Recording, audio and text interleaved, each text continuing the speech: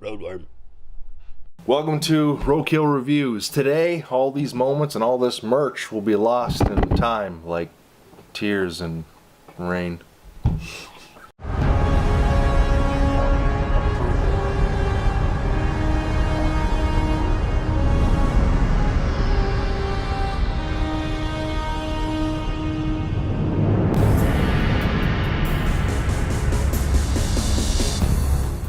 Blade Runner. What can you say about it? 35 years and a brand new sequel. So to start off, Blade Runner, if you don't know, is based off of a short story by Philip K. Dick, famous science fiction writer who also wrote the short stories that became Total Recall and Minority Report. Blade Runner takes place in the future, 2019, where artificial people are made, androids, also called replicants.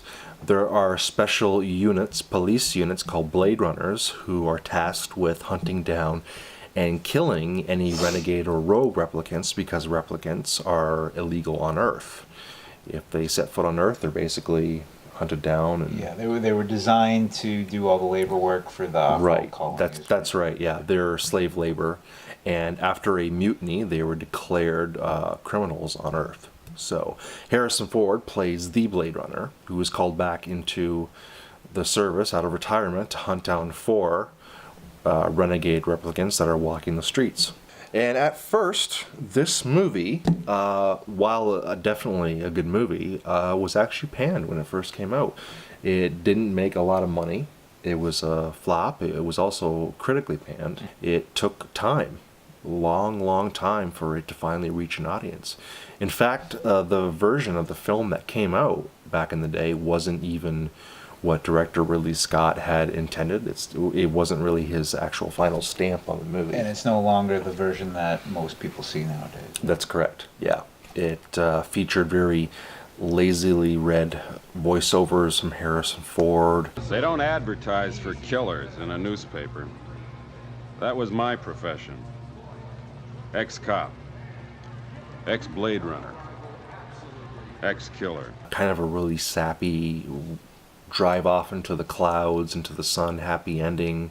It just wasn't what Ridley Scott intended. It wasn't until, I think, 10 years later, in '92, when Ridley was allowed to do a director's cut version of the film, which for the longest time was his preferred version of the film, until Blu-ray a few years ago, when he did a whole remastering, a whole cutting again of scenes, and became the final cut. So in '92 was that the time when it was most recognized? I think so. I think by then, home video. Yeah, home. That's right. Home video was probably when people saw it the most. Yeah, I guess home video did that a lot for people back then too. Like, oh yeah, because back in the day, if people didn't see a movie in the cinema, they never saw it. Mm-hmm. Right? Yeah, that's what a lot of old movies kind of just absolutely disappeared into obscurity because they only had so many copies of it, and if that got destroyed or misplaced, then that was that, right? And obviously with VHS in the 80s and early 90s, and lesser extent like Laserdisc and Beta and stuff. That's right. Yeah. Everyone got to collect movies, and home video saved a lot of movies. Yeah. I first saw Blade Runner when I was about 12, 13 maybe. And when I first saw it, I didn't care for it. I didn't get it. I think I was too young to appreciate it. I think the biggest problem for me was that being a young kid, I was expecting an action movie, and this wasn't that. I was just bored. But I gave it a second chance years later as a teenager in high school, and I liked it. I got it. I had patience for it, and it remains one of my all-time favorite films, like in the top 5.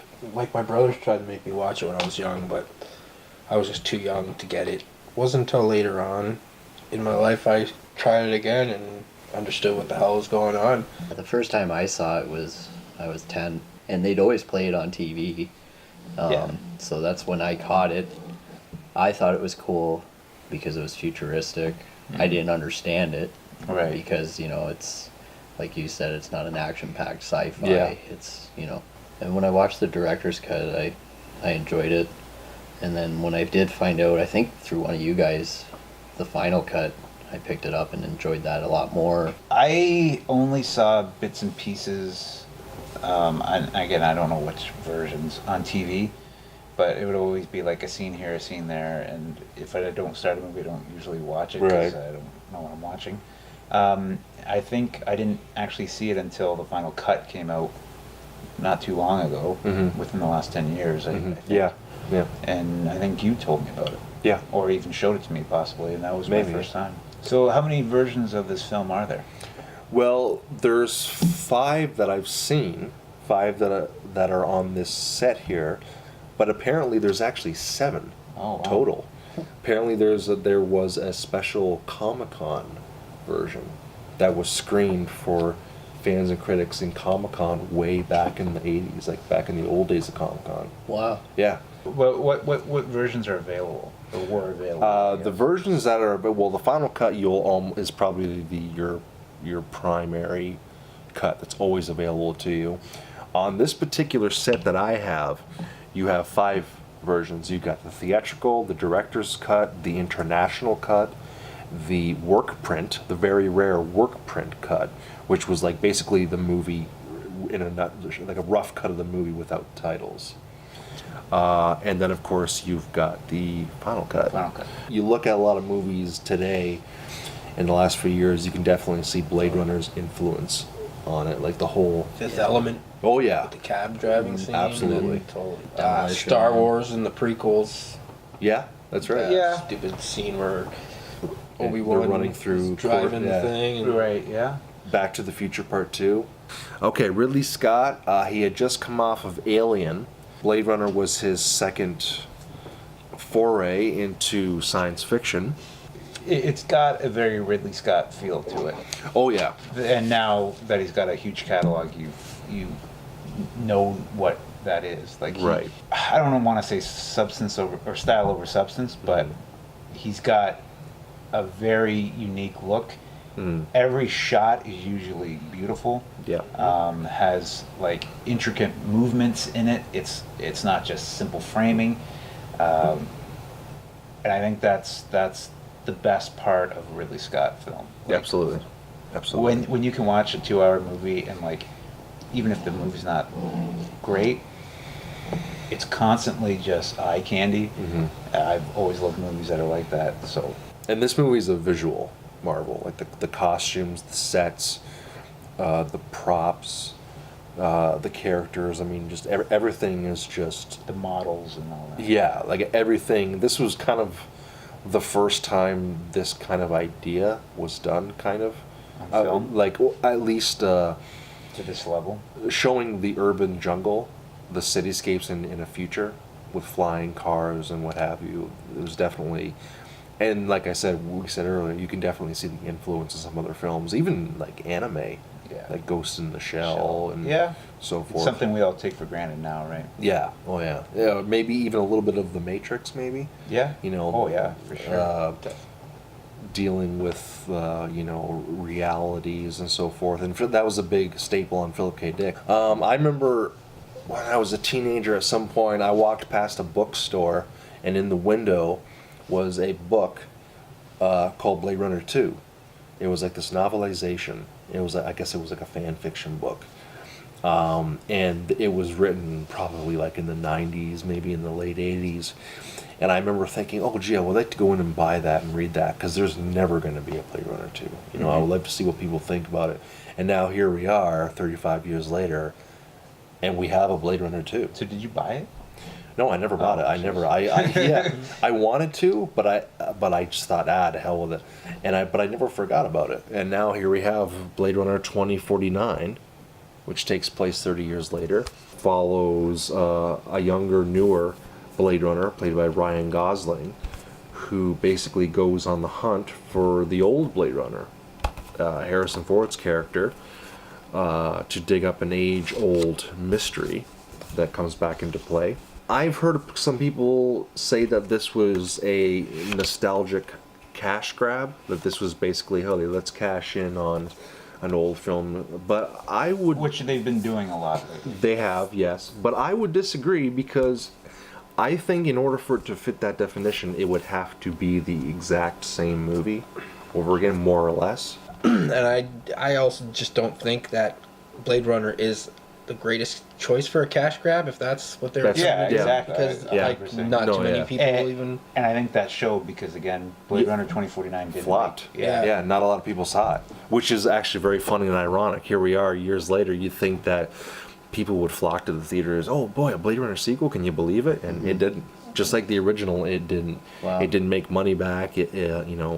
I don't think people hated it, but It's critically right. praised. Yeah. I just think not enough people have seen Blade Runner Yeah. That's the to problem. push it. Yeah. Yeah. I think enough people know about, because now it's kind of pop culture-y. Yeah. It's out there. But the movie with Harrison Ford. But if you don't care about sci-fi movies, If you've you're got not- no real reason to watch it. If you're not a film buff, Yeah. you're really not going to appreciate Well, it it. even showed when we went to go see it. Like the theater wasn't like there was a lot of empty seats. Yeah, we saw it like opening weekend. Yeah. Yeah.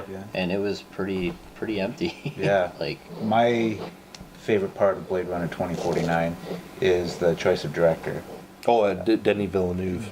Denis Villeneuve, Canadian Quebecois. I was a fan of his previous movies, but what I love about Denis Villeneuve is that, like Ridley Scott, Yeah. and why I think he was a good choice as a director, he's got this great vision of every shot. Yeah. And his movies are stunning to look at. Yeah, he this- usually hires The best cinematographers. to obviously punch that up, but that's why when I heard that he was going to be directing that, I was actually like, oh, it might not be Yeah. a cash grab kind of movie. It might be, And that's kind of another interesting. reason why it's not, because it didn't do it, but even in the plot it didn't do the same thing No. over again. It gave you a completely different plot. It gave you a completely Yeah. different MacGuffin. a fresh idea. Yeah, exactly. Yeah. But at the same time, focused on the main elements. I think. Right. Yeah, right. still carried them over. About like, Well, you got what does it mean to be human? right, Yeah. and you've got Ridley Scott as a producer, so you've got the best of both worlds. The infamous is Deckard a replicant? Is he not? And this has kind of been like a very long-standing debate. Is he? Isn't he? People have been going off. Ridley Scott says he is. Harrison Ford says he's not. Apparently they're still fighting about it today. Him and Ridley, Wow. they're still going at it. funny. But yeah, what do you guys think? He isn't a rep. I do not think he's a replicant because replicants can't age, for one, When did they ever say that? and they only live Well, to a certain limit or something like that. The Nexus generation, they only had like a 4-year lifespan. Right. And when did they? They established that replicants, well, Rachel specifically, can procreate. And that's what I mean. If Rachel can procreate, why can't a male procreate? And at the beginning of this, Bautista there was an aged replicant. Yeah. With glasses. Oh yeah. Yeah. So what if you can break that cycle, you could possibly live like a human life. I've been undecided. I feel like it can go both ways. Like for various reasons, which it does. It's ambiguous enough that Yeah, there's you no can take it either doubt. way. Yeah.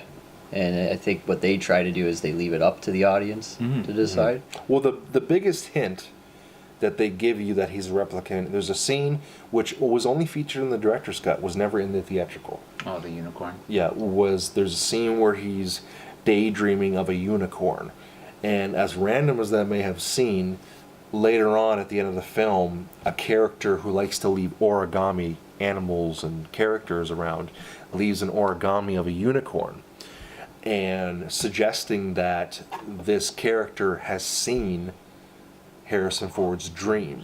He's seen his dreams, his memories, and the only way he could see that is if his memories and dreams were implants, therefore he's a replicant. Yeah, not only is he a replicant, but they know that he's a replicant. Right. I've always liked the idea of him being a replicant. Yeah. Just a more highly advanced one that feels pain. And he's not aware that he's a replicant. Right. Yeah. Like they built him so well for him not to understand himself. like the other ones do. Like Right, how yeah. they know they only have a 4-year lifespan. Yeah. You know what I mean? Yeah. I think it's like the perfect creation. Where we meet this young woman who is the daughter. Can we say Yep. that? Yeah. Well, The daughter of Harrison Ford, and she was she not like the memories that these replicants were having were She was. That was her job to implant them into them. they were her memories though.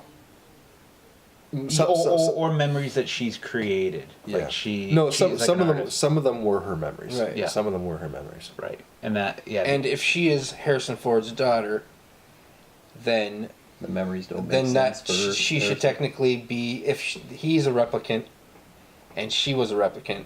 Then Well, How the hell is- and another argument as to that is, can two replicants make a kid, or does there have to be a human who procreates with a replicant, therefore make a kid? Like, again, that's why there's arguments for both sides. Like, oh well, yeah, if she was able to produce, then he can be a replicant too. But at the other hand, well, maybe there needs to be a human donor, and she just acts as like an incubator. You know what else I think?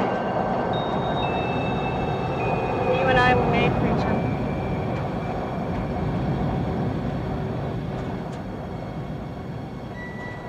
See, my opinion has always been that it doesn't matter. They've left it up in the air for people to talk about it, but I feel like the point of the story is that it doesn't matter whether or not he is a replicant, because he is human in the sense that Yeah. he's able to create his own memories. Why Deckard might be a replicant. And this was a twist that wasn't fully realized, was that in this generation of replicants were becoming so human, so advanced, that to kill them almost felt, humans would feel guilt. It would be almost criminal, because it would feel like you're killing another human being. So in order to not deal with that feeling, they would make replicant cops To kill, to kill the replicants for them. so humans wouldn't have to deal with grief. And That's right. That's but a good point. Yeah, but the only way that they could get away with this is to make sure that the replicant cop doesn't know he's Wasn't a replicant. aware of himself Right. being. I haven't heard that one before. That's But- pretty awesome. again, but then the Yeah. sequel reverts that, because unlike the first one where you don't know what. Yeah, now Ryan Gosling's Right off the hop, Yeah. it's Yeah. The audience is informed that he is a replicant, and he is aware that he is a replicant, And he is a Blade Runner. and he's a Blade Runner. Yeah. Right? So Yeah. Oh, sorry. Go ahead. No, and also back to the fact that Harrison Ford gets his ass kicked. Yes. Like Yes. crazy in the first movie. yeah, He but does. Ryan Gosling gets his ass kicked too. Not like Harrison. Yeah, Gosling yeah. barges through a Right. wall. Yeah. Harrison Ford used the door.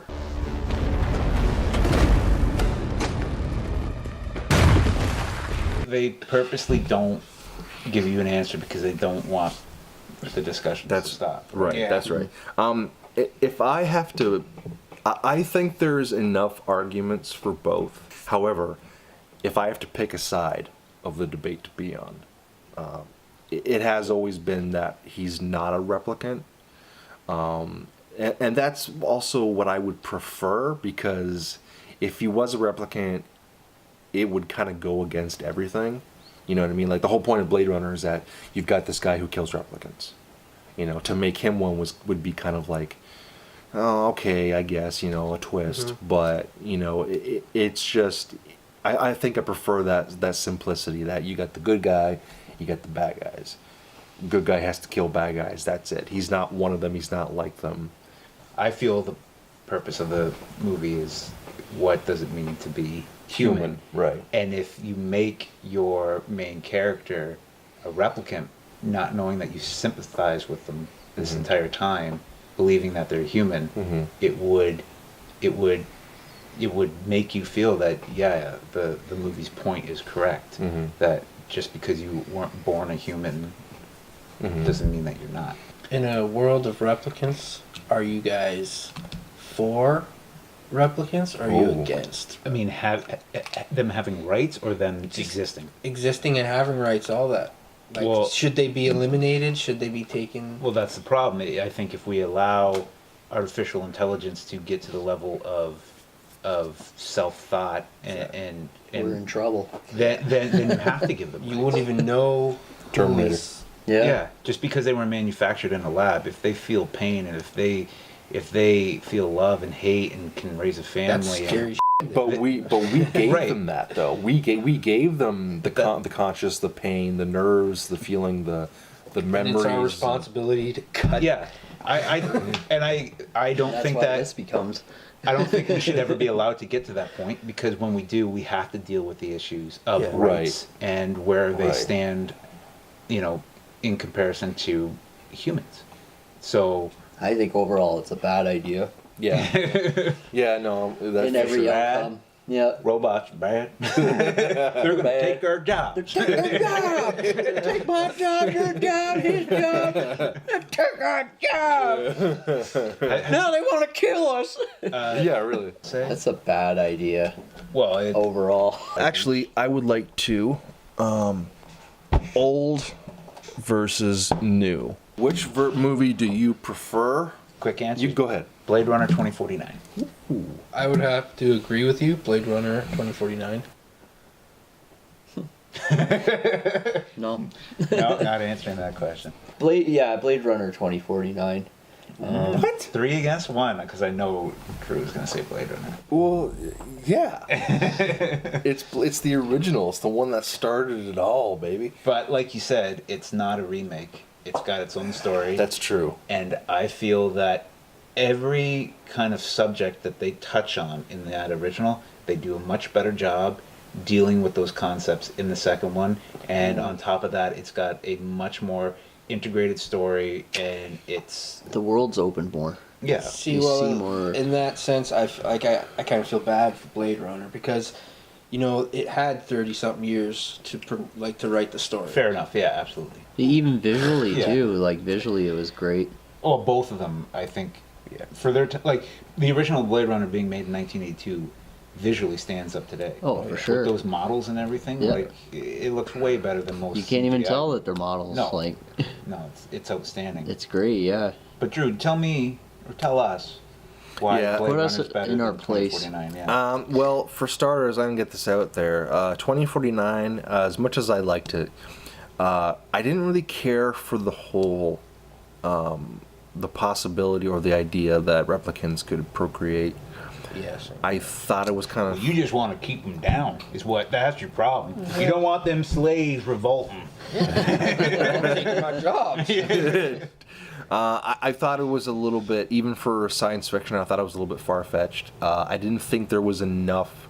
Maybe if they had an explanation or if they had the details of how it could be done, then I'd be all for it, but they didn't, so I'm not. I also wasn't crazy that, a human, for argument's sake, if he is human, was able to procreate or be a donor for a replicant, that it could make, what would that even be? A human/replicant hybrid? Like, you know what I But mean? that's the point. I know, but it's too many questions. I think it's too many questions and not enough answers. Also, one reason why I like the first Blade Runner more, it's much shorter. It's to the point. It's simpler. It's a very basic plot. Whereas Blade Runner 2049, you've got a subplot of a revolution on the hand. This next generation of replicants, if they're just as human, they're going to uprise. Also, Blade Runner 2049, as much as I loved it, is a little too long. I didn't think it needed to be 2.5 hours. I felt like the pacing was very off. I felt like there was a lot of things that could have been cut to kind of make the pacing a little bit smoother. The original is a beautiful movie, still stands. But for me, that's why I was watching. Like, the story to me was just kind of slow. Hardly any dialogue.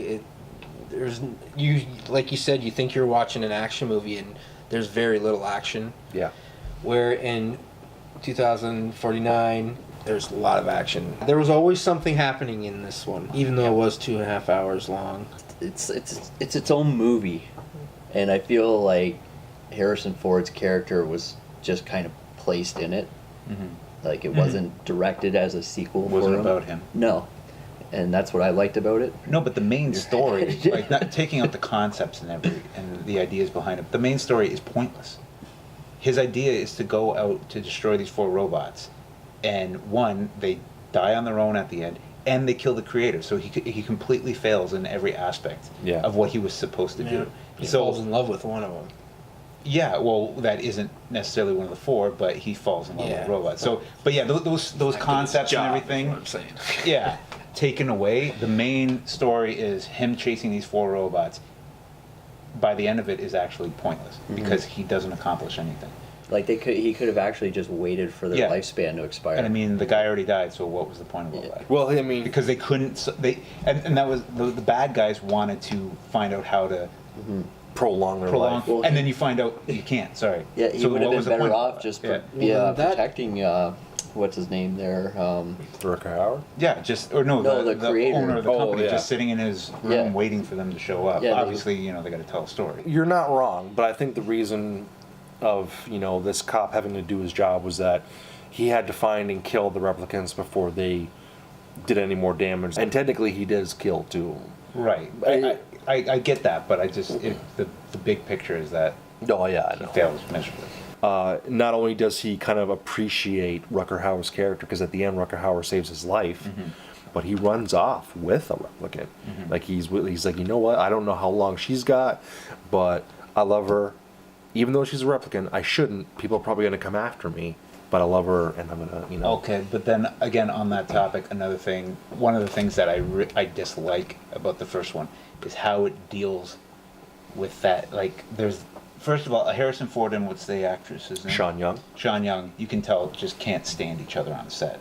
Like every scene that they're together, it's almost unwatchable. And then there's a rape scene in this movie. He rapes her. Yeah. And it almost presents itself like it's okay. It's a forced romance. It's a very forced. Right, but again in 1982 maybe that was acceptable, but obviously now that isn't. Let's not forget, she isn't human though. But and I think and artistically he's trying to present that, like, is it okay because she's not a human? But I feel like it's just done in a pretty distasteful way, because then if you feel that it is not right, then you kind of hate Deckard for it.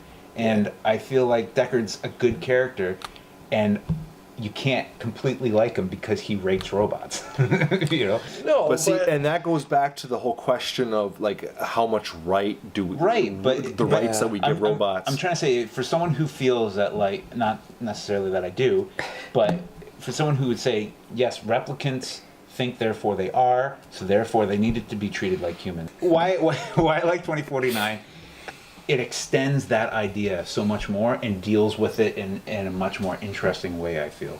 I like the direction more, even though this is directed absolutely beautifully. The story is much more intriguing to me. The only thing that I love more in the original Blade Runner is that noir feel.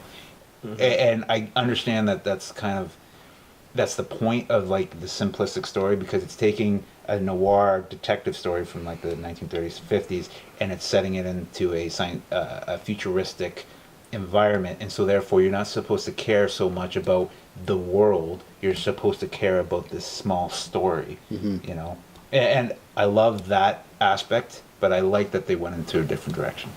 So that's my 2 cents about those 2 movies. Blade Runner, I give it a sick. Right on, full sick, because it's one of my favorite films of all time. Probably ranks number 2, I'd say, on my list. It's a classic. What more can you say about it? We've just said it all, really. Blade Runner, sick. Blade Runner 2049, I'm gonna give a right on. Good sequel, especially after 35 years. It's a really good follow-up. Right on. I give actually both of them, if I can do it that way. Sure. I give them both a right on. There's time between them, so they have the chance, they had the opportunity to expand on the story and in the universe. So, like, yeah, they're both right ons for me. I too give them both a right on. I enjoyed them. Great soundtrack. I really appreciate the music done by Vangelis or Vangelis.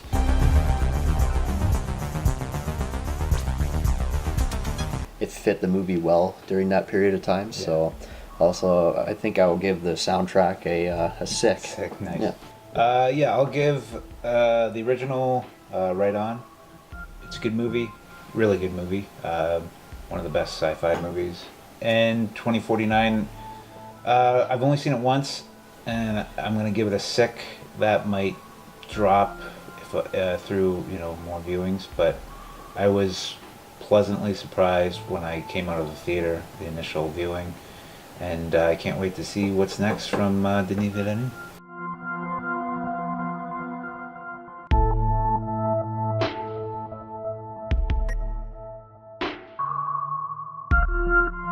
Merchandising, where the real money from the movie is made. You got Funko Pops. Don't buy these things, because if you buy one, you gotta buy a whole bunch and then you become addicted. Blade Runner soundtrack, 3-disc deluxe edition, 25th anniversary. With the original soundtrack that was released way back when, featuring a whole new track of music previously unreleased, and a special bonus track that has music that what Vangelis did for this set that was inspired him. You got Blade Runner 2049 on Blu-ray. Which has just been released. Just been released, certified fresh, Rotten Tomatoes. Buy it, it's good. Blade Runner the original, final cut, Blu-ray. Which is the only version you can get right now on Blu-ray, I believe, is the final cut. Yes, that's true. But it looks great on Blu-ray, Yes. even 35 years old. This is a special edition that I don't think is in stores anymore. It's from 2007. It's when the final cut was first released. This is the Void Comp briefcase set, which comes with a 5-disc version of the film, including all 5 versions of the movie that are available on home video. A lot of cool goodies, like a model of the spinner car, the origami unicorn, as well as conceptual design work, storyboards, a letter from Ridley Scott, and a little film cell. So, to that end, subscribe to Roadworm Entertainment, leave a comment, something you'd like for us to watch and review. Share, like, and to that end, we'll see you guys in the next one. Like Tears. Too bad she won't live. Then again, who does? Who does?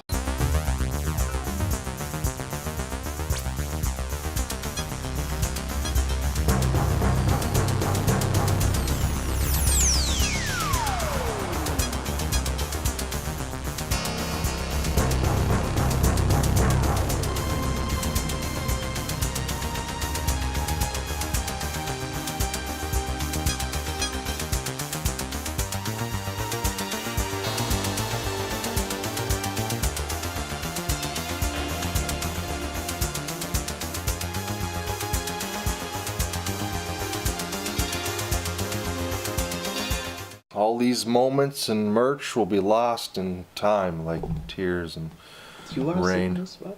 No, it's cool. You sure? God damn it, James! I didn't think of it. Because you guys usually do the No, intros shut up! Shut up!